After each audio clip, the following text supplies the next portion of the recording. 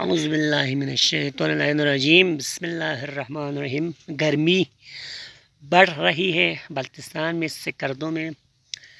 بسم اللہ الرحمن الرحیم۔ وَقَضَىٰ رَبُّكَ أَلَّا تَعْبُدُوا إِلَّا إِيَّاهُ وَبِالْوَالِدَيْنِ إِحْسَانًا، اور تمہارے رب نے فیصلہ کر لیا کہ تم اپنے رب کی اطاعت کرو اور والدین کے ساتھ حسن سلوک کرو۔ پارٹ نمبر 10 ہے 11 ہے، میرے ذہن میں سے نکل گیا۔ قیامت کے دن ایک دو لوگ آئیں گے، ان کا نامہ اعمال گناہوں سے بھرا ہوگا، گناہوں کا بوجھ ہوگا، تمام جنس و انس کے گناہوں سے اس کے نامہ اعمال کو عمل بھرا ہوا ہوگا۔ جو اپنے گناہوں کے بوجھ کے ساتھ آئے گا، مگر اس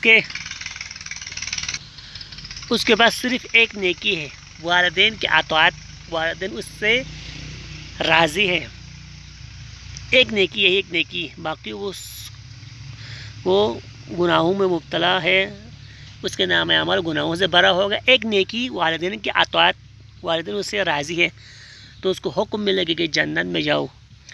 قیامت کے دن آئے گا، ایک گروہ آئے گا، ایک دو لوگ آئیں گے کہ اس کا نام اعمال نیکیوں سے بھرا ہوا ہوگا، ہر طرح کے وہ اعمال کر کے آئیں گے، بڑے بڑے اعمال کر کے آئیں گے، مگر اس کے نام عمل میں ایک گناہ ہے، والدین کی نافرمانی۔ اس کو حکم ملے گا کہ جہنم میں جاؤ۔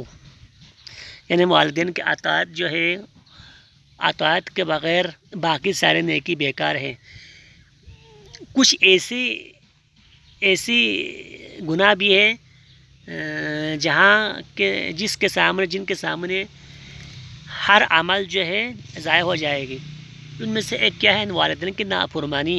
آپ ہر عمل 99% آپ عمل کرتے ہیں، 99 آپ نیکیاں کرتے ہیں، مگر ایک نیکی آپ نہیں کرتے، ایک گناہ کرتے ہوئے والدین کی نافرمانی، تو اس 99 عمل آپ کے ضائع ہو جائیں گے اگر آپ کے والدین آپ کے راضی نہیں ہیں، اگر آپ والدین کی نافرمانی کرو گے۔